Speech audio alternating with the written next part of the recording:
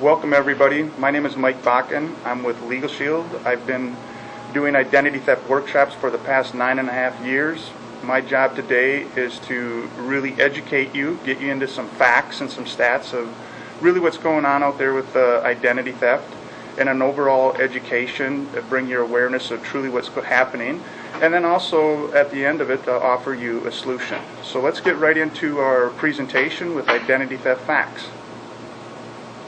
The Federal Trade Commission reports that identity theft has been the #1 consumer complaint for 13 consecutive years in a row. Over 623 million Americans' identities have been reported lost or stolen since January 2005, which I find very interesting about that 623 million is there's only 300 and some million people that live in North America. And what that is stating is that some of our information has been compromised, stolen several different times. 623 million Americans' identities have been reported lost or stolen since January 2005. Over 400,000 dead people opened bank accounts last year alone. The revenue from trafficking financial data has surpassed that of drug trafficking, in which I find that also very interesting because it's more safer on the identity theft side than it is on the drug trafficking side, and that's why you see that alarming statistic. Over 3.5 million children have already fallen victim to identity theft in the U.S., and that's continuing going up on a rise. Unfortunately, a lot of the child identity theft has to do with family members of some sort that their credit has been destroyed. Identity theft is posed to increase by a factor of 20 over the next 2 years. The criminals are still trying to figure out what to do with all the data.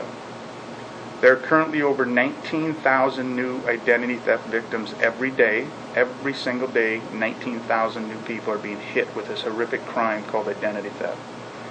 You are 3 times more likely to have your identity stolen than you are to have your house or car broken into. And I think that's an alarming fate there, so I just want to read that one more time. You are 3 times more likely to have your identity stolen than you are to have your house or car broken into. And I'll come back to that in a moment. The average dollar amount charged in identity theft is in excess of $92,000. The average time taken by a victim to restore their identity is in excess of 607 hours. Most identity theft issues are non-credit related. And I want to hit that again. Most identity theft issues are non-credit related. It doesn't mean that the criminals, the thugs, the bad people will compromise or take their money. What it's really stating is identity theft is more than just the financial part of it. In fact, the financial you'll see in our presentation is the smallest form of identity theft. It takes about 60 seconds to find out that you are a victim of identity theft. An average of 600 hours to restore your identity. Common types of identity theft. This is where I want to spend some time in educating you on the different areas of identity theft. Again, the financial side is the smallest form of it, and we'll get into each aspect of the different forms of identity theft. There's character criminal, there's employment, medical, financial, driver's license, and minor. Out of the slide that you're looking at, if I were to ask in a room consensus of people and say, what's the first thought when you think of identity theft? 9 out of 10, if not 10 out of 10, would come back and say the financial side of it. And again, people are focused on the money side of it, but that happens to be the easiest form of doing identity theft, and yet it's the highest public awareness, but it's the easiest form to resolve. The #1 problem out there is medical identity theft, followed closely by Social Security identity theft.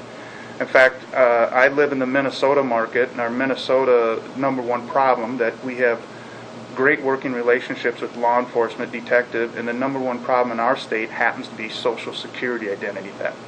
And what does that mean exactly? That people are taking our information, they're working, they're getting a job, 1099, and guess what? It's our Social Security number, and now they're not paying taxes on it. That becomes a huge, huge problem. Medical identity theft, what does that mean? It means that people are taking our information, our data, they're doing medical procedures in our name, and now we're stuck with it. Again, those are the 2 most serious problems out there right now, but yet if I surveyed a room of 50, 100 people, they'd be the least. Most of these people won't even think of medical identity theft or Social Security identity theft. Driver's license identity theft, they have their picture on it, but it's our information. So maybe now they're not showing up for a court area. Maybe they had a DWI. Again, their picture, our information. Well, who does that warrant go out for? Who does that arrest record go out for? That's after us. That becomes a nightmare, a very serious problem. And again, minor children identity theft. That's where, unfortunately, these thugs are prying on these young kids and taking their information, their Social Security, and working in their names and causing havoc in their life. And all forms of identity theft are 100% a character criminal. They all have legal issues behind them. So let's get into some more education here. On the character criminal, you'll now see videos of each one of truly what's going on in those ones. The first one is character criminal. Every time Stancy Nesby looks in the rearview mirror, she can't help but wonder if she's about to be pulled over. Everybody needs to put themselves in my shoes and know that this could happen to them. A 30-year-old single mom with 4 kids who holds 2 jobs working as a nurse's assistant, life was hard enough before her problems with police. It's made it really hard for me to smile and be the normal person that I felt like I was at first. It started 4 years ago when Stancy was pulled over for speeding in the Bay Area. She admitted going too fast, but couldn't understand why she was being arrested. I ended up going to jail that day. They didn't believe anything I was saying. It turned out Stancy had a warrant for her arrest. The police databases showed she'd been busted for cocaine possession here in San Francisco's seedy Tenderloin district back in 1999, but that she never showed up for court appearances. Stancy had to spend 3 days in jail. The problem, she was innocent. Police later confirmed it when her fingerprints didn't match the real suspect who had used Stancy's name. I've had nightmares about this. She says police told her they'd fix the problem, but 2 months later, Stancy was arrested again, this time at her home in Berkeley. Once again, she says when the officers discovered the error, they told her they'd help her clear her name. But 3 months later, Stancy was arrested again in yet another jurisdiction. And it didn't end there. From 2002 to 2004, Stancy was arrested or detained 7 times by 5 police departments. In one instance, hauled off right in front of her children. The kids were crying, and basically they ended up, throwing me on the ground and sticking their knees in my back. The next one that you're going to take a look at happens to be Social Security. Again, these are real victims that have been interviewed from Today's Show to CNN. And this one also is a really Social Security one, and you won't believe this when you watch this one. Audra Schmierer has been a stay-at-home mom for 6 years. Now that her son's in school, she wants to return to work, so she applied to a temp agency. They called me 3 or 4 hours later and said, Mrs. Schmierer, I don't understand why you're applying. You already work here. At a big tech company, a similar experience. Here's my driver's license, my passport, my Social Security card. I gave them everything. And she said, well, really, how can you actually prove you're you? What if those people have the same documentation you do? Schmierer has discovered more than 200 illegal aliens throughout the United States are doing jobs Americans supposedly won't do by using her Social Security number. They work in fast food chains, cosmetic companies, even receive dividends from Microsoft. I started to gather all this information and really found out how extreme the situation was. It's scary. Her ordeal began last year with a bill from the IRS for nearly $16,000 in back taxes for a job in Texas. She lives in Dublin, California. My husband was actually quite upset. He asked me when I had ever been to Texas. She tracked down the illegal alien whose phony tax return triggered the IRS bill. He told her he bought her Social Security number and a fake green card at this Texas flea market. I don't understand how illegal aliens can come across here and commit a felony. Identity theft is a felony. And be excused from that felony to continue living their life when I cannot live my life. By January, Schmierer faced a $1 million IRS bill. She was temporarily detained by Customs returning from a foreign business trip with her husband, and her Social Security account now shows a zero balance, erasing 14 years of work before her marriage. Social Security right now sends me to IRS. IRS sends me to Social Security. Every now and then they'll send me to the FTC, whom I have a case with. No one wants to do anything about it. Right now, I have nowhere to go.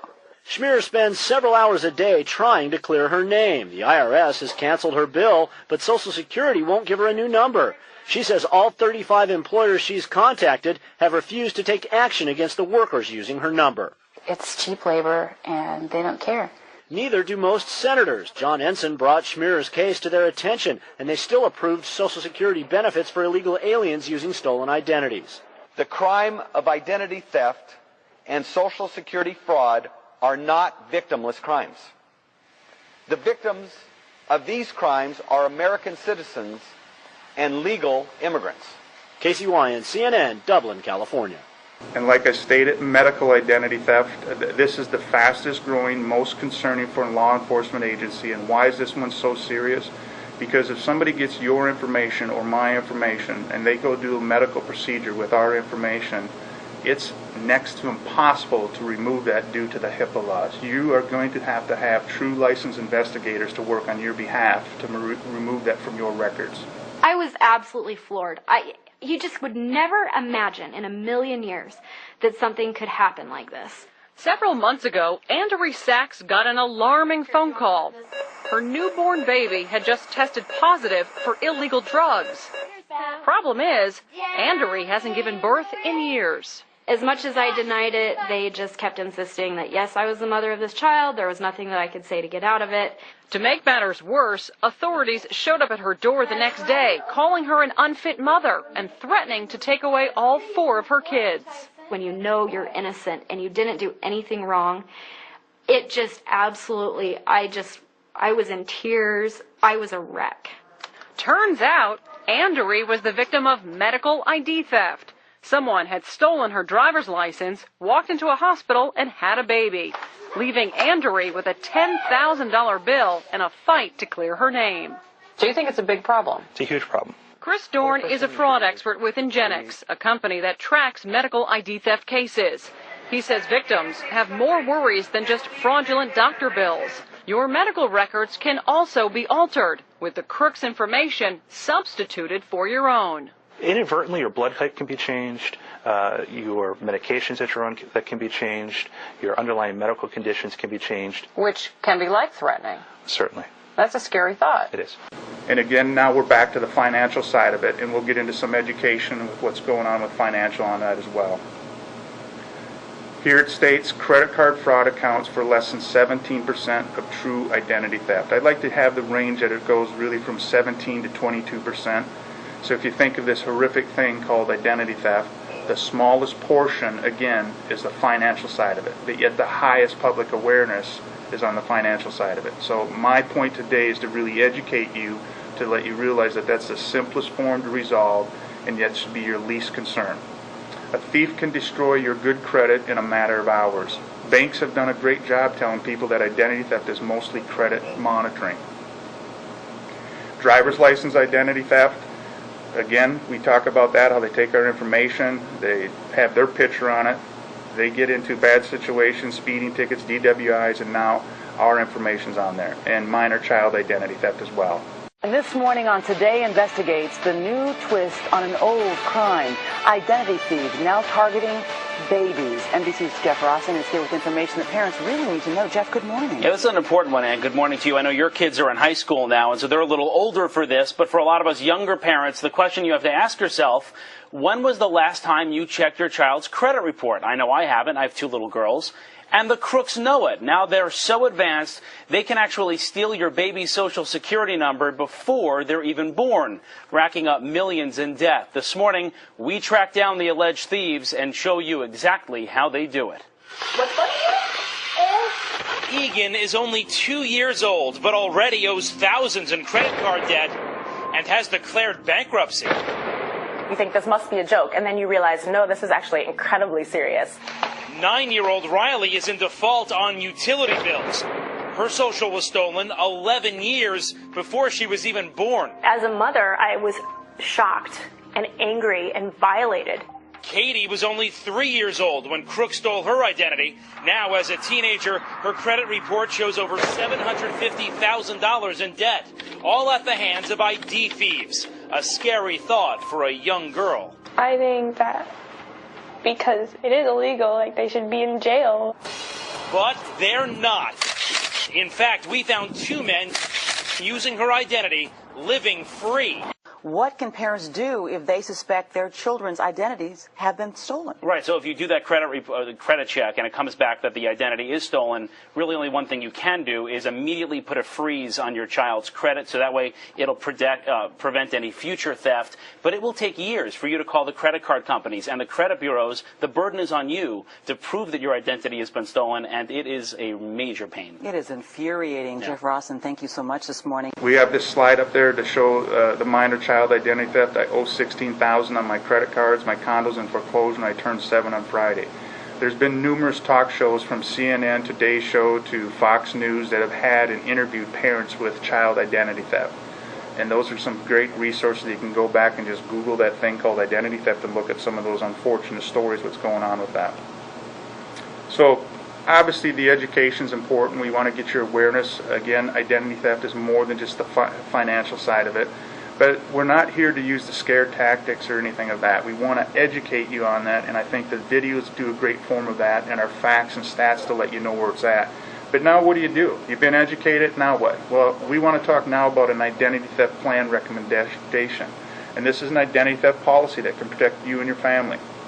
There's monitoring plans out there, there's reimbursement plans, there's fraud alert service plans, but the most important plan out there, the one that you need to be concerned about as a consumer, is that it has an attachment called restoration.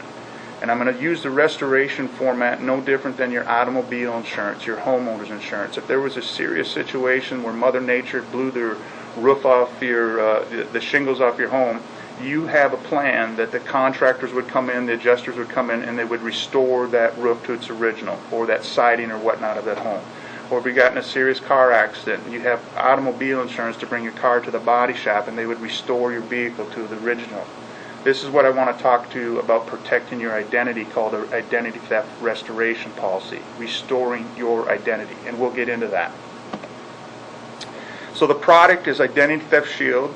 It's provided exclusively by Kroll Fraud Solutions Group, and I'll talk more about who Kroll is at the end of this. But this is, first off, it protects the entire family. It covers you, your spouse, or significant other.